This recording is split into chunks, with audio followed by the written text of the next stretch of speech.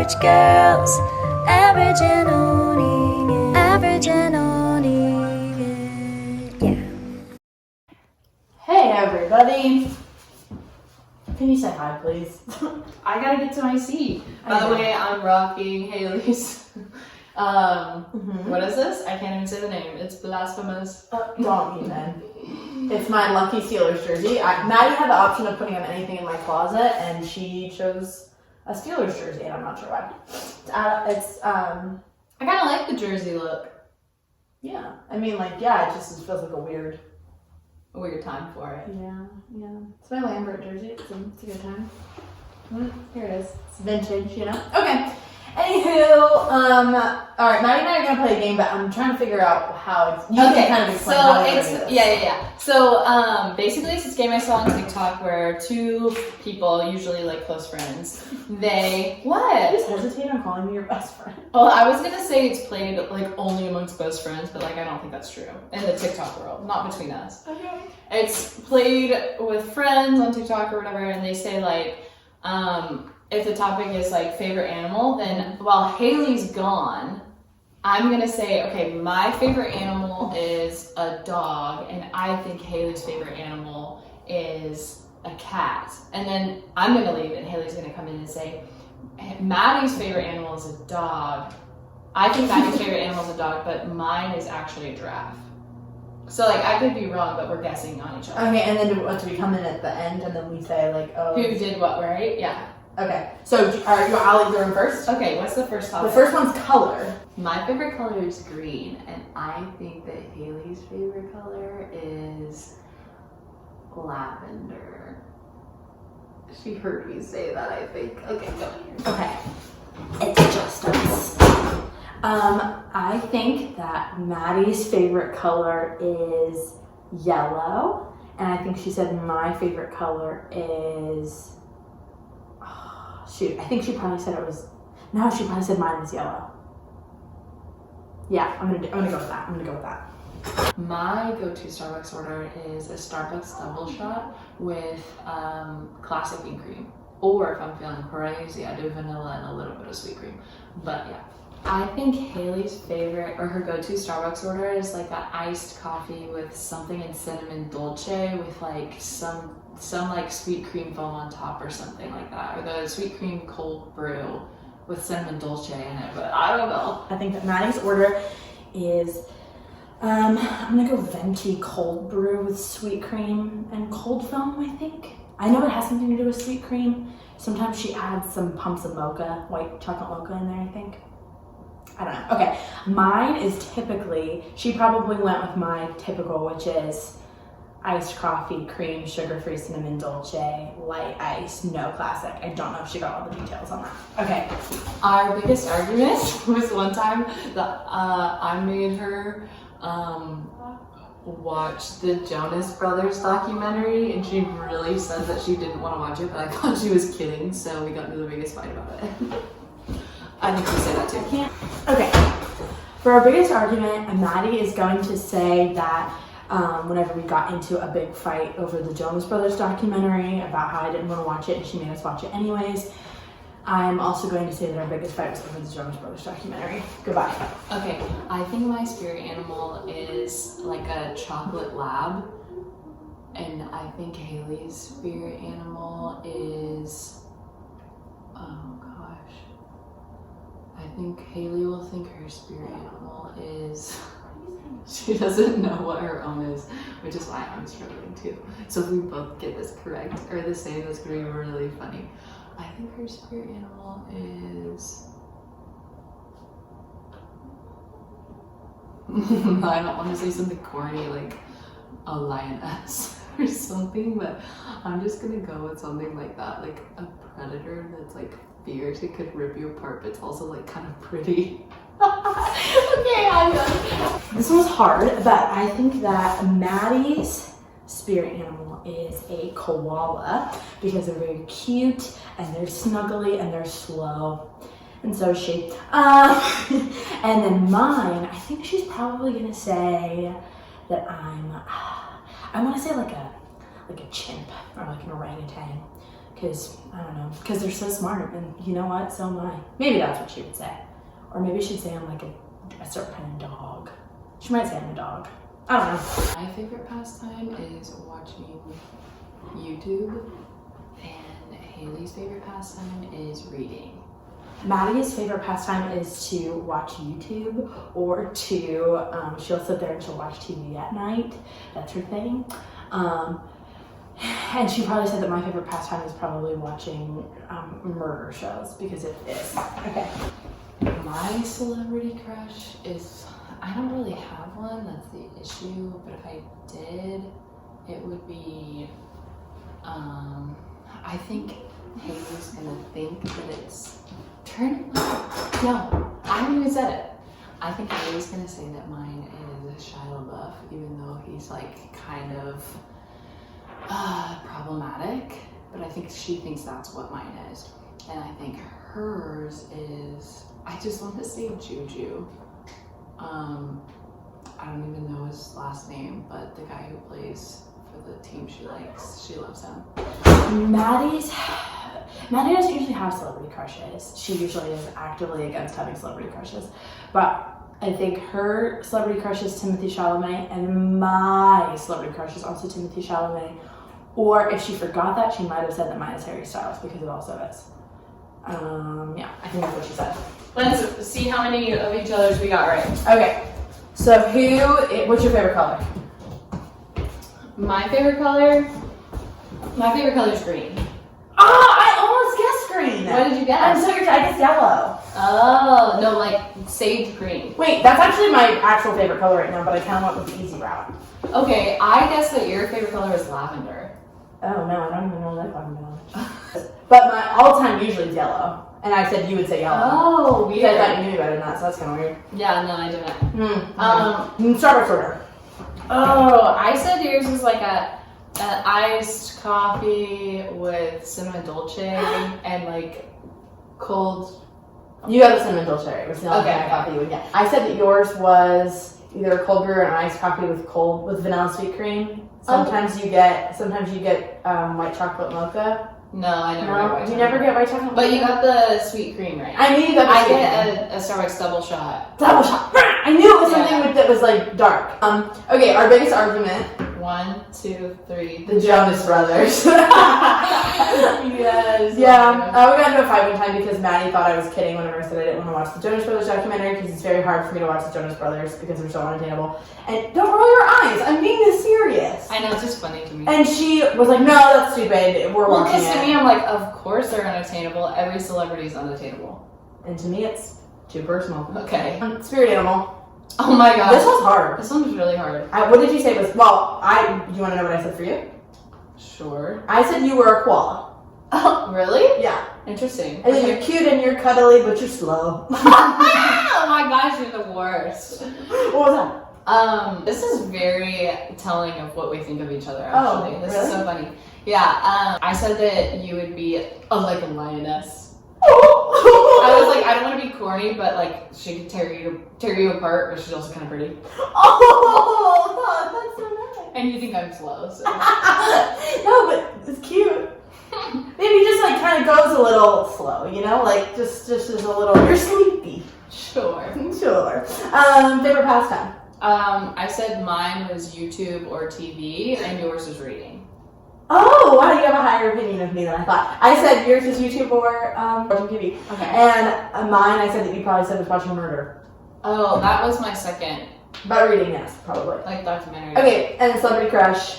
I said that you thought mine would be Shia LaBeouf, when really it's like the even Steven Shia LaBeouf. I completely forgot. Okay, but he's problematic. But I did love Even Stevens. Like, he was my crush for so long. But then I said yours was Juju. Oh no, Maddie, you did not get what I thought you were gonna say. Oh. I know, you said But I love Juju. You said I would guess it, and I was like, Timothée Chalamet. Oh, I did Come not on. guess that. I said that you don't have celebrity crushes I usually, but you would probably make an exception for Timothée Chalamet. Okay. Anyways, yeah. All right. Well, Fun. That was kind of telling. Yeah. All right, so let's murder. I don't know. I don't know, murder. Okay, so this one I actually did yesterday. This whole thing, and I'm like kind of enthralled with it right now. So I figured it'd probably be a good time to do it anyways. So I'm glad this is the one that Maddie picked when I gave her options of which one to do today. This is the Barbie and Ken Killers. Yup. Dun dun dun dun. So this one, okay.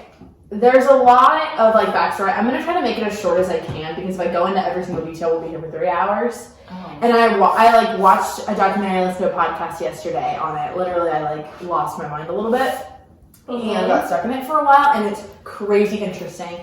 But yeah, I always get interested by like double murders or like cults because it's like multiple people that manage to do the same sick thing. And like. If you and I are just hanging out and like I was like, hey Maddie, you want to go like murder some people? You'd be like, no. Right. But like you have to have two certain breeds of crazy that would like come together and be able to like together decide that they're gonna kill someone, you know? Yeah, it's a lot.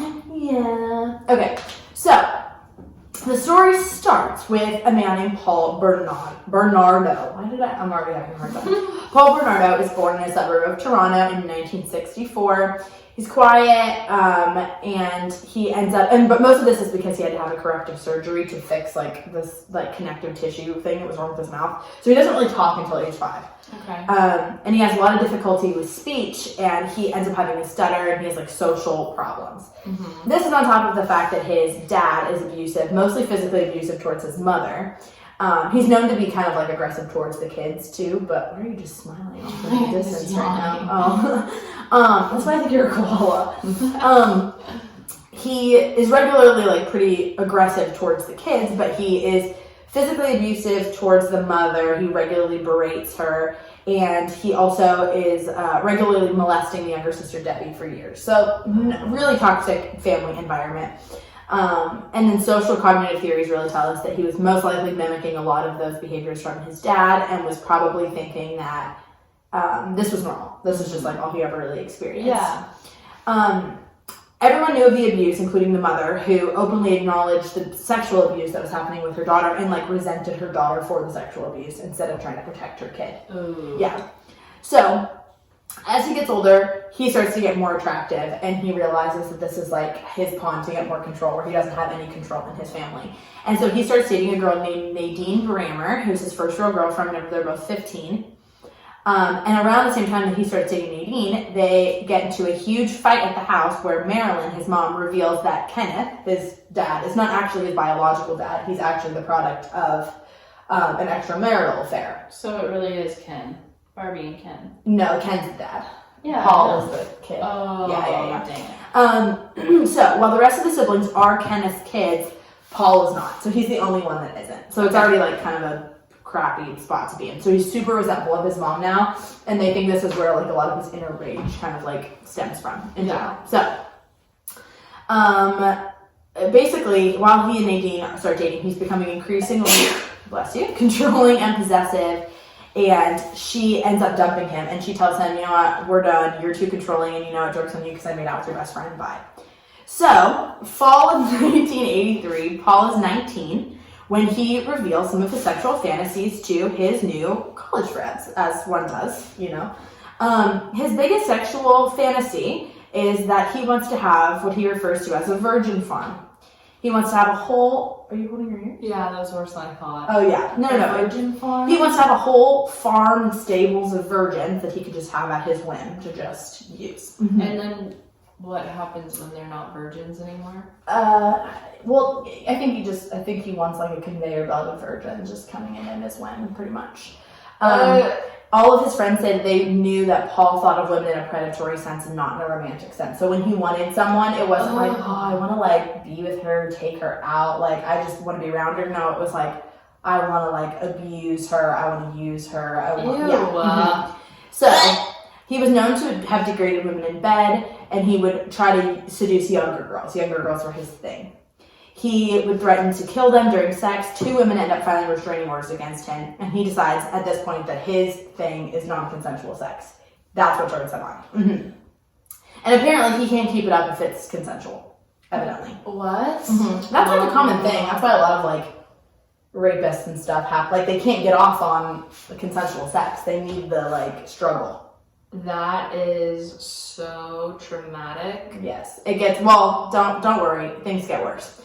Really, it gets worse starting on May 4th, 1987. Chelsea Hagen gets off the bus in Scarsboro. She's 21. She's walking 3 blocks home when, for 10 minutes, Paul Bernardo follows her.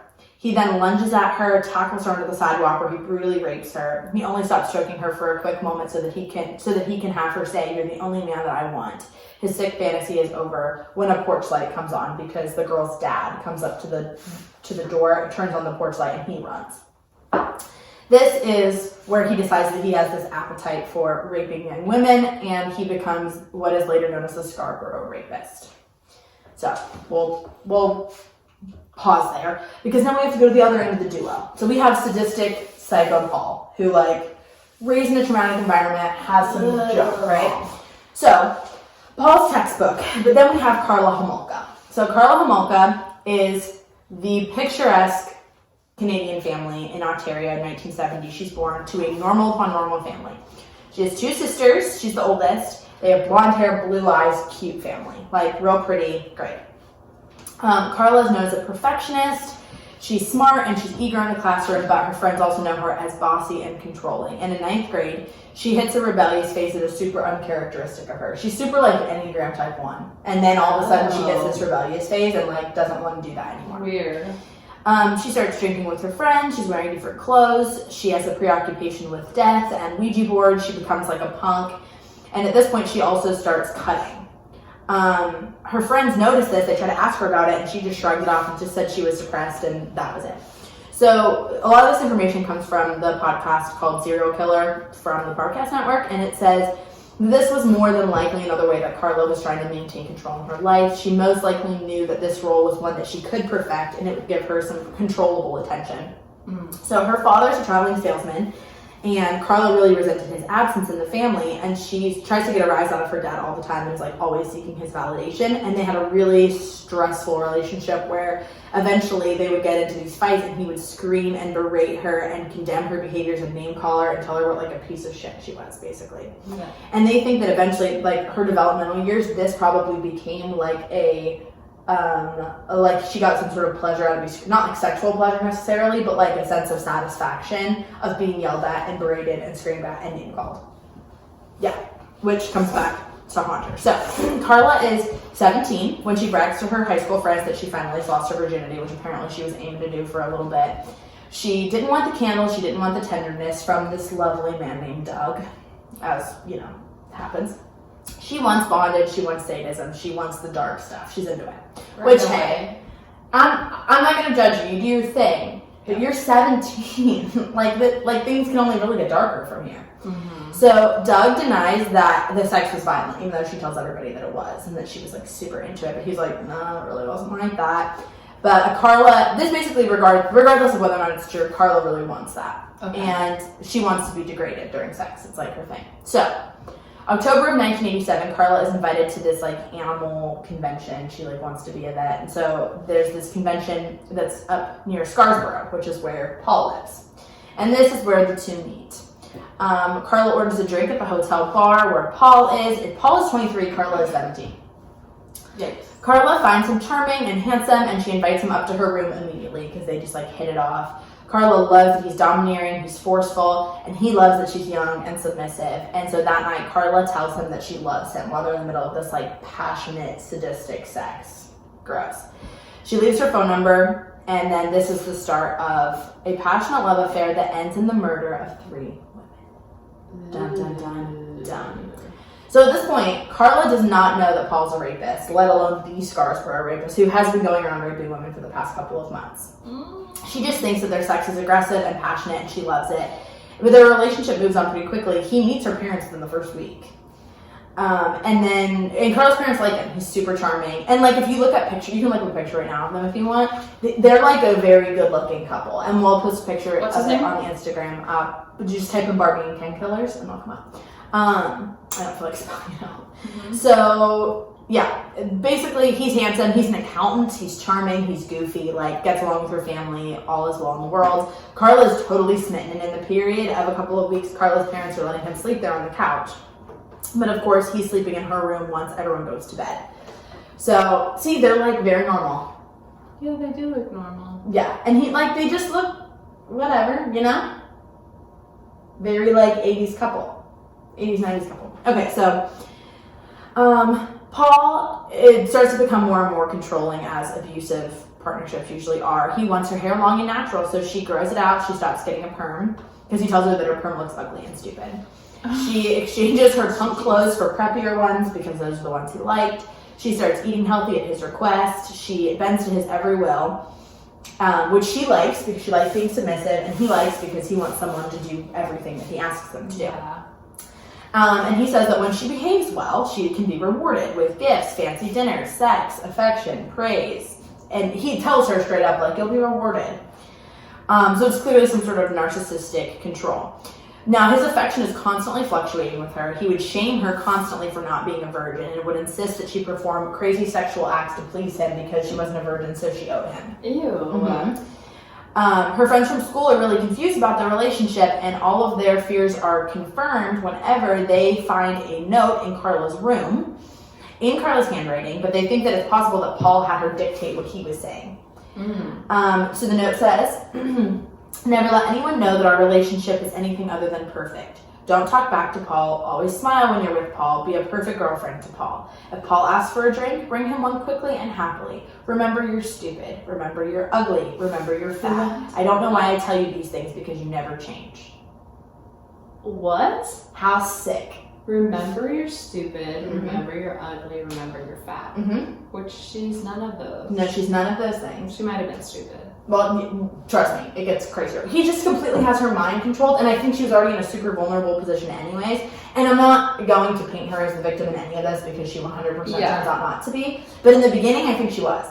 In the beginning, she's like been completely swept up in this like intermittent reinforcement. Yeah. And he like has managed to have this narcissistic control over her that just kind of like he sinks his teeth in. Yeah. So Carla's desperately in love at this point, and Paul is just doing whatever he wants. And so he had stopped raping women in Scarborough after he met Carla, but only for a really short period of time. He eventually has this same urge again. And so that December, after he meets her, he also finds a 15-year-old Sherry Sykes who's walking home from the bus when Paul grabs her. He rapes her. I'm not going to go into crazy detail on it, but it's really graphic.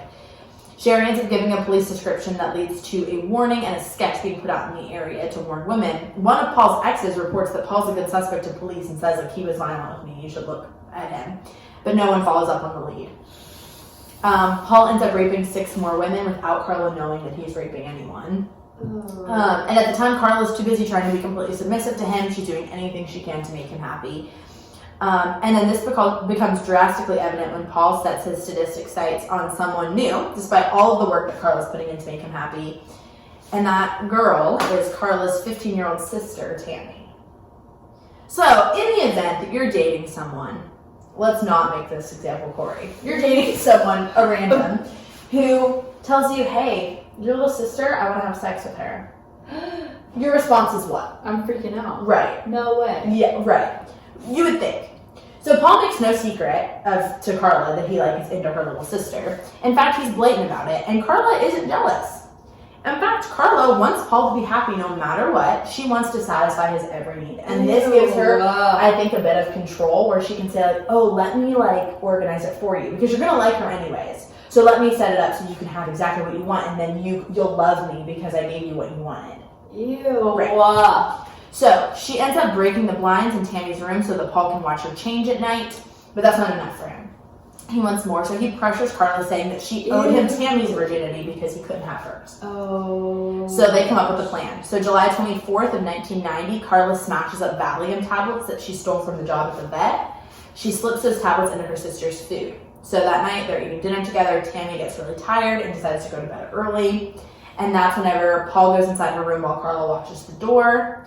But Tammy ends up stirring in her sleep. And so that spooks Paul because he thinks she's going to wake up. He runs out of the room and berates Carla for not giving her enough Valium. And for the next year, he's just always slamming into Carla, telling her what a piece of shit she is. She ruined everything. She ruined his fantasy. She never makes him happy. She never does enough. And so this is July. Okay, so it wasn't a year, it was like 6 months. In December, they decide they're going to try again. Dear God. So, it's December 23rd. Paul has dinner with the Malka family as usual after Carla's parents and their sister Lori go to bed. Tammy stays awake to watch a movie with Paul and Carla in the basement. Oh, okay, sorry, you're seeing me. So while Paul and Tammy are getting comfortable to watch the movie, Carla is going upstairs and she's preparing. They think that she's just making drinks for them. Well, Tammy thinks they're just making drinks. Yeah. But what she's doing is mixing rum into their eggnog and then adding animal tranquilizer to her sister's drink. Animal tranquilizer? Mm-hmm. She didn't want to be to blame if something goes wrong this time, so she puts in a lot. Because last time he got on her because she didn't put in enough. So Tammy passes out during the movie and Paul wastes absolutely no time. They get a video camera, Carla videotapes, and he rips off Tammy's clothes. To make sure that her sister stayed asleep, Carla held an anesthetic-drenched washcloth to Tammy's face, like just in case she were to wake up. They actually take turns sexually assaulting her. Paul gave Carla instructions to assist in her sister's rape as well, some of which she hesitated to, but eventually did comply. At one point, he turns off the video camera to yell at Carla because she's hesitating to do anything to her sister, and then eventually she does because he asks her. Your own sister? Yeah. Mm-hmm. So at some point, Tammy starts vomiting and choking, and you could see it on the video. Obviously, the video isn't around. I don't want to watch it if it were. I'm sure in the dark web somewhere maybe, but I'm not going to go sifting. Tammy starts vomiting and choking. The two attempt to clear her throat and revive her, but she chokes on her own vomit and she stops breathing. Now, Paul is fuming because this whole thing is Carla's fault. Obviously. What the hell? So, it's Christmas Eve, early morning hours of 1990, and it's not super festive because Paul and Carla are freaking out. They move Tammy into Carla's bedroom, and that's whenever they call 911. It's around 1:20 a.m. when police and an ambulance come. Obviously, the whole family wakes up because of the commotion, and Carla just tells them that Tammy wasn't breathing. She says that they were watching a movie, they were drinking, and that Tammy was laying down and must have vomited and choked on it. Police ask the same thing, they stick to that story, and Tammy dies in the hospital. Oh my gosh. So back at the house during questioning is when they get word that Tammy dies. This is when they find out, so whenever the police are questioning them, the police have to tell them. Lori, the older sister, goes running upstairs crying, and the investigator follows after just to check on her. Well, this leaves Carla downstairs alone for a minute, and she takes that time to rush over to hide the stuff in the laundry room and hide the anesthetic in the cupboard, and she throws the linens in the machine. The investigator comes downstairs pretty soon after, and he thinks that it's weird, but he doesn't think it's necessarily suspicious. He thinks it's a coping mechanism, a weird response to someone dying. Weird stuff like that. I need to start cleaning the house. Yeah, that no one suspects foul play because it didn't seem like a suspicious thing necessarily. Sure. So the coroner finds that the skin around Tammy's mouth was tinged pink. He thinks it looks like it was from a chemical burn. But he ends up chalking it up to maybe it was the acid from her stomach, and whenever she vomited, it must have stayed on her mouth and burned it a little. It wasn't super significant. It was probably because she didn't put it to Tammy's face yet. She was holding it over her face in case she woke up. And so somehow they managed to get away with it without anybody really questioning them. The only evidence they really have to be careful of, though, is the video, because they literally have a video of the entire thing happening. Yeah. But Paul can't bring himself to delete the video. Of course. He loves watching it. He blames Carla for Tammy's death and tells her that if she doesn't start complying with his demands, he's going to tell everyone that she killed Tammy on her own. So that's whenever he starts to not just be crazy emotionally abusive, but also physically abusive towards her, because now he can be. And Paul now gets a new twisted fantasy now that Tammy's dead. He wants Carla to role play as Tammy. And so when they have sex, they're recording her dressed in her sister's clothes on her sister's bed, pretending to be her sister. Yeah. Ew. I'm not even going to finish the rest of that. So Carla is the one who gets the idea that they should, if Paul wanted more virgins, they should just abduct young girls in the summer. What? Mm-hmm. And I think that this is her idea of like, this is how I'm gonna stop. I won't have to role play as Tammy anymore. Is like if he just has an actual virgin. Gross. Yeah. But So Paul, at this time, clearly with all the romance going on, proposes to her, and in January of 1991, they move in together. He forces Carla to sleep on the floor. The sex becomes more violent, and he beats her regularly. The thing is, he wants to violate Carla because that's what he gets off on, and he wants to like make her do things, but she's just letting it, so he's not getting off on it because she's so there's submissive. No fight. Right. So Ew, it's December I of hate all of this. 1991. They invite a friend over, but she never goes named in any of her like testimonies or anything. She comes over, gets food and wine with them. They then manipulate her into sexual games. Carla convinces her to perform oral sex on Paul. On one occasion, they drug her and has Paul rape her after she passes out. The friend never knows this until later. She said she just felt sore the next day and didn't put two and two together until later on once everything came to light. Ugh. So June 15th, Paul sees a 14-year-old on the doorstep of her family home. Her name is Leslie Mahaffey. She is dreading knocking on the door because she missed curfew. So she's standing there without her key, just like waiting to delay the inevitable because she has to like tell her parents that she came in past curfew and explain herself. So she's just dreading it like a normal 14-year-old. When Paul comes up, drives up next to her, offers her a cigarette, and lures her into the car. He pulls a knife on her and then maneuvers the girl in, makes her put on a blindfold, and then he takes her back to his house.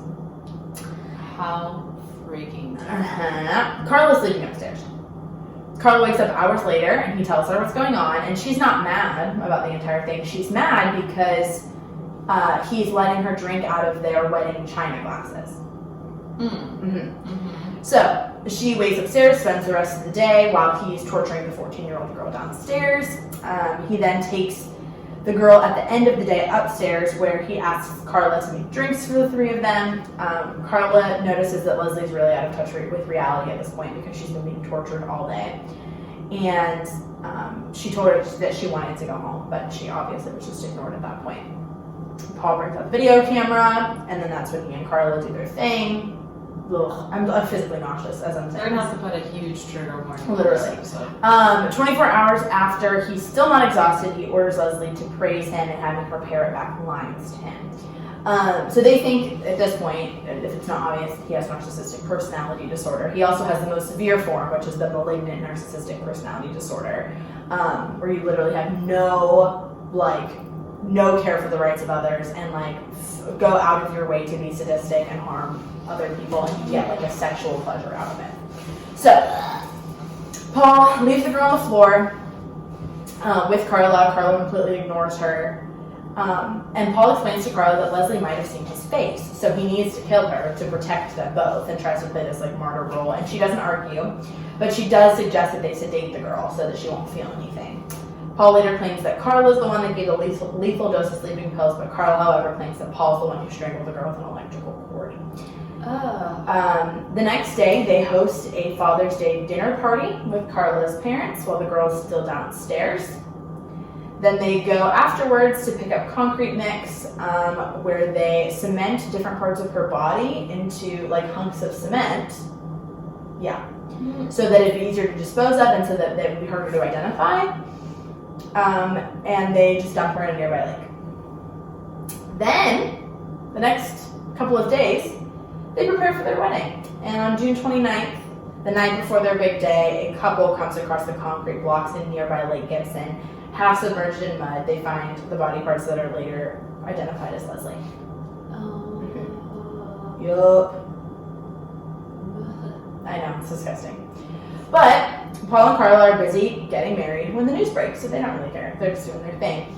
Tammy is not mentioned at all in their wedding, per Carla's request, except for one part in the toast. She didn't want her parents. She said it was taking too long for her parents to get over Tammy's death. So they honeymoon in Hawaii, and police are identifying Leslie's body at the same time. They get back from their honeymoon, where Carla suddenly starts to become a little bit more jaded about Paul now that they're married. She later says, I either wanted to be totally away from him or I wanted him to love me.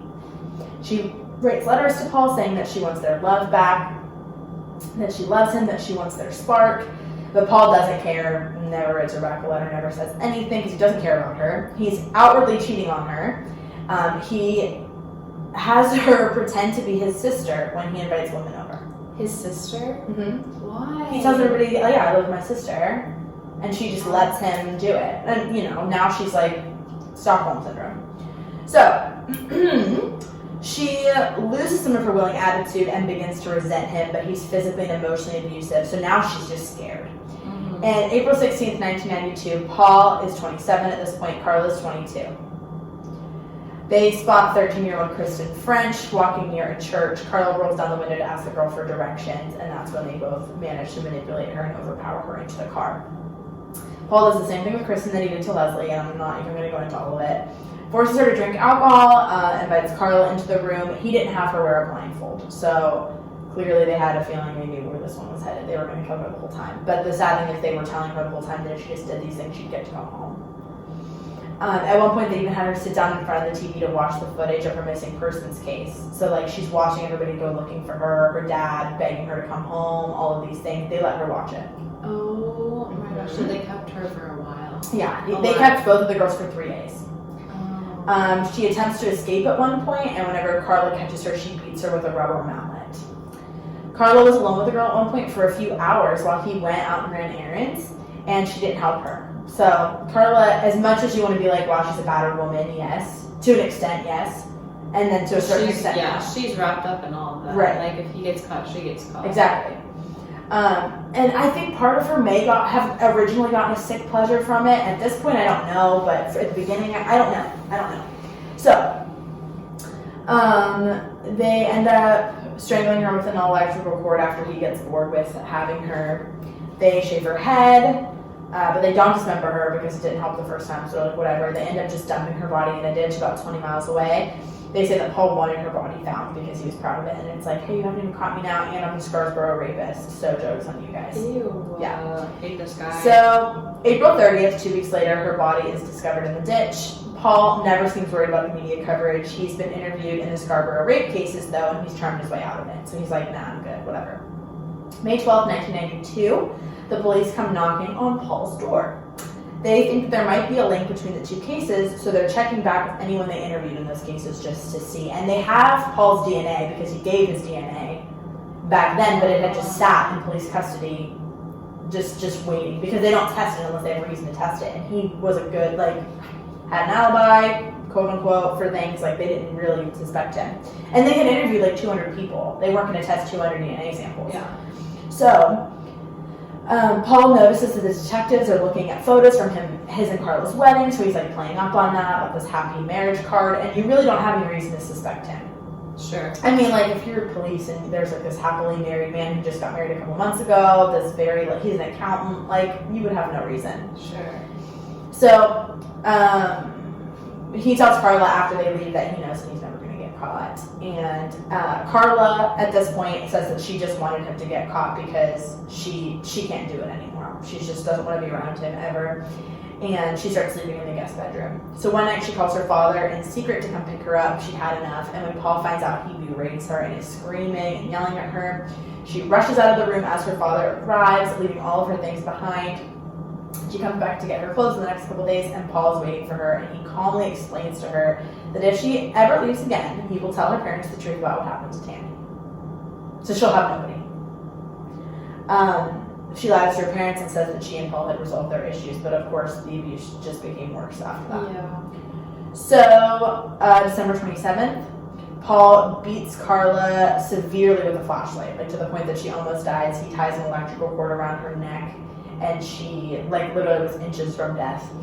But the event is really shaking for her because now that it's happening to her, it matters. So a week later, her boss notices the intense bruises on her face after a couple days that she had taken out sick. And Carla tells him she was in a car accident, but one of her colleagues calls Carla's parents anyways to let them know that they're really worried. Her mother takes her to the hospital, and after 3 days of medical attention, she moves in with her aunt and uncle. And over those next couple of days, she's able to kind of consider everything that's gone on. And so February of 1993, she turns Paul in for the murders of Jasmine and Leslie, as well as herself. So she admits that she had something to do with it, but she also is playing up on the battered woman card. So February 13th, she takes a plea. If she testifies against Paul, she'll get 10 years for manslaughter. And so 4 days later, Paul's arrested too. He admits to the kidnapping and the rape, but he says that Carla's the murderer. That Carla was like jealous and she killed them and blah, blah, blah, blah, blah. So that's whenever they test his DNA also for the Scarborough rapist cases on top of everything else, and they all match. So he had, and I actually don't have the number on here, but I'm pretty sure it's like upwards of like 30 rapes. He is a serial rapist already, so clearly he isn't the best character witness to saying that he didn't kill these young girls too. Carla spends several months at a psychiatric hospital where she comes clean also about Tammy. And they don't know if this is like a self-preservation thing, like she just wanted to get ahead of it before it came out, or if it was like she finally had time away from this abusive relationship to just like own up and she was getting psychiatric help. I don't know. But Carla's sentence is then extended only by 2 years. And she gets 12 years. Mm-hmm. For murdering, what, 3. Oh, 3 people. One of them being her sister. Like, what, as a parent, what the hell do you do with that? She only got 12 years. Mm-hmm. So Paul, still to this day, he's in prison. He feels no guilt towards anything.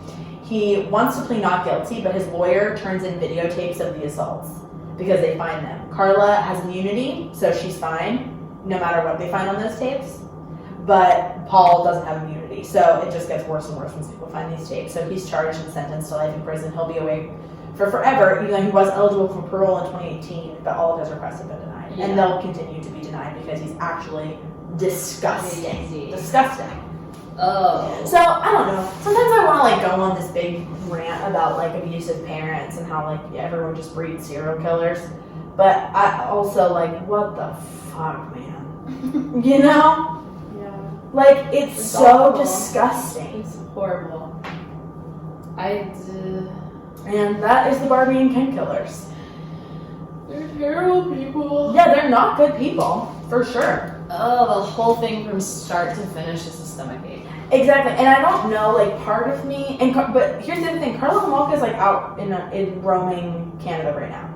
Oh. She's out. Wow, I didn't think about that. Yeah, she's just like out doing her thing, and I'm wondering, like, I don't think he even knows if she has a relationship with her family, like, what would that, like, as a parent, what do you do?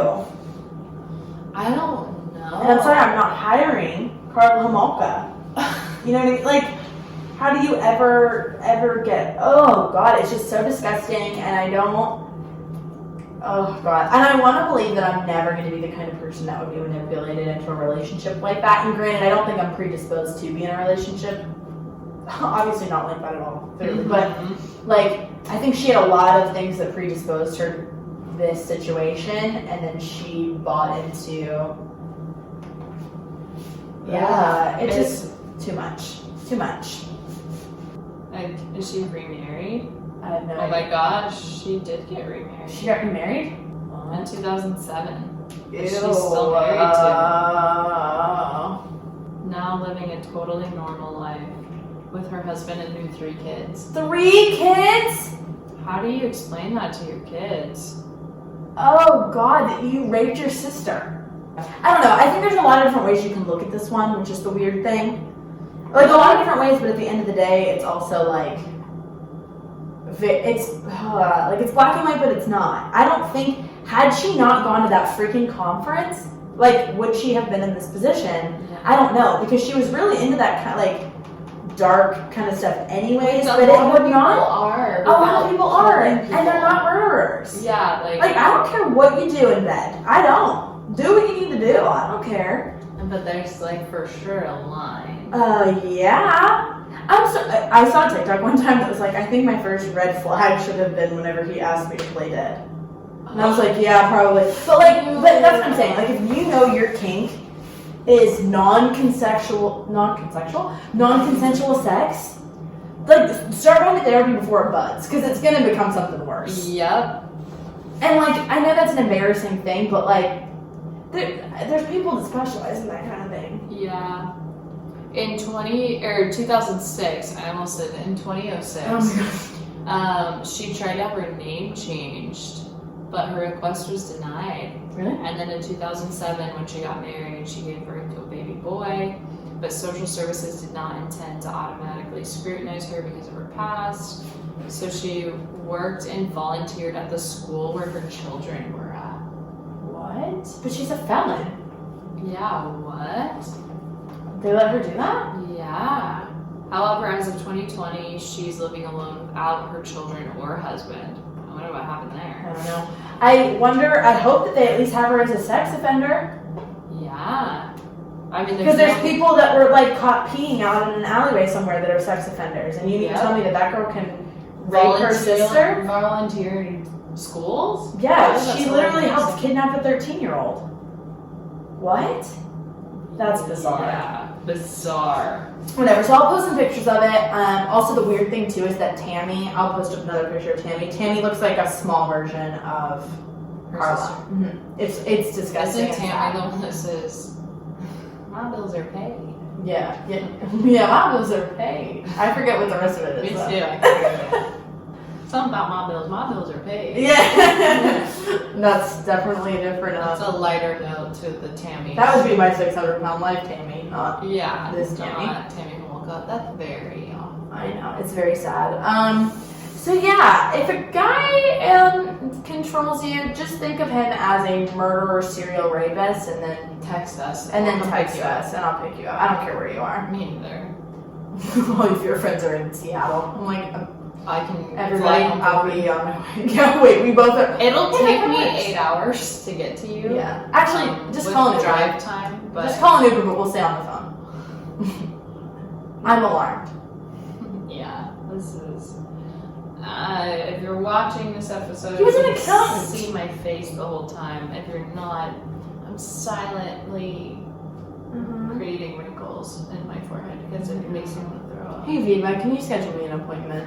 Viva now. I've given myself a few wrinkles during this episode. Horrible. Horrible.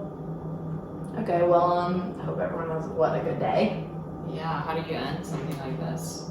We do this every time. Yeah, I don't know why we keep doing this. I don't know, should we stop? Yep. Alright, this is our last episode. Good night. Goodbye. Average and only